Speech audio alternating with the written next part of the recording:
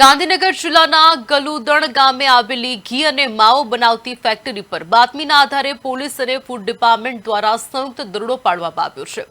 આ ફેક્ટરીમાં લાંબા સમયથી નકલી ઘી બનાવતું કૌભાંડ ચાલી રહ્યું હોવાની આશંકા વચ્ચે તંત્ર દ્વારા સ્થળ પર તપાસ હાથ ધરી આશરે ₹48 લાખની કિંમતનો ઘીનો જથ્થો કબજે કરવામાં આવ્યો છે।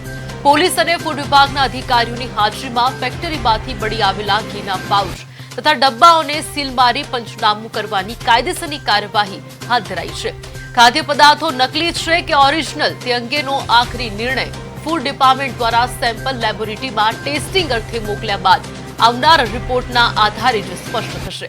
હાલ પોલીસ અને ફૂડ વિભાગના કર્મચારીઓ દ્વારા આગળની કાર્યવાહી જારી રાખવામાં આવી છે।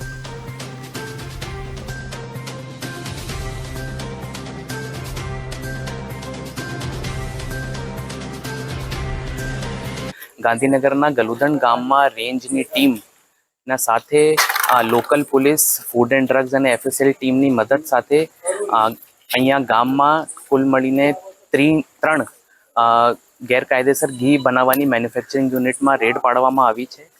આ 3 યુનિટમાં અંજની, અનુજ અને બરસાના ઘી નામના બ્રાન્ડ ચાલતા હતા અને અહીંયા કુલ મળીને 9,300 કિલો જેટલો ઘીનો જથ્થો જપ્ત કરવામાં આવ્યું છે, જેની કુલ કિંમત ₹48 લાખ છે। એના સાથે સાથે એક તક્ષશિલ ડેરી પ્રોડક્ટ્સમાં શંકાસ્પદ માવાનું બી જપ્ત કરવામાં આવ્યું છે, જેની કુલ વજન 2 થી 2.5 હજાર કિલો છે।